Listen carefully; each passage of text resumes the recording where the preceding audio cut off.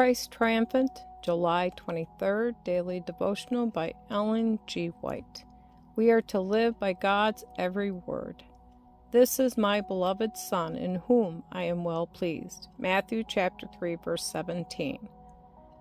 As Christ bowed upon Jordan's banks after his baptism, there was a bright light that descended like a dove of burnished gold and lighted upon him, and from heaven was heard a voice saying, "This is my beloved Son, in whom I am well pleased." We read over these words, but do not take time in their significance.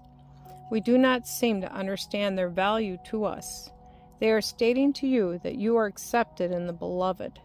Christ, with his long human arm, encircles the fallen race, while with his divine arm he grasps the throne of the Almighty, thus uniting earth with heaven, and fallen, finite human beings with the infinite God. And this earth, which was divorced from heaven, is again united with heaven. A communication is opened with heaven through Jesus Christ, so that the human race, which was fallen, is brought back again into favor with God. Here Jesus passed into the wilderness of temptation, and trial is brought to bear upon him 100 times more trying than that brought upon Adam and Eve in the Garden of Eden. If Adam and Eve had lived by every word that proceeded out of the mouth of God, they never would have fallen, never lost the right to the tree of life.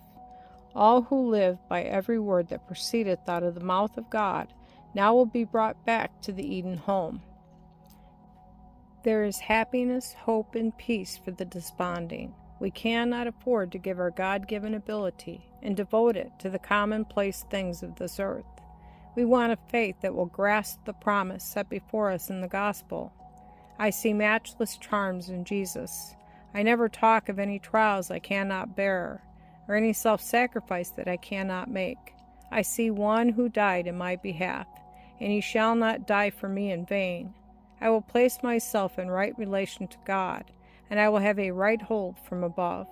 I am not studying what the world will say of me, but my study is, Lord, how shall I please thee? How shall I perform my mission in this world? If we are overcomers at last, there are battles for us to fight, and we will find that the flesh warreth against the spirit, and the spirit against the flesh. It is for us to say, which will triumph.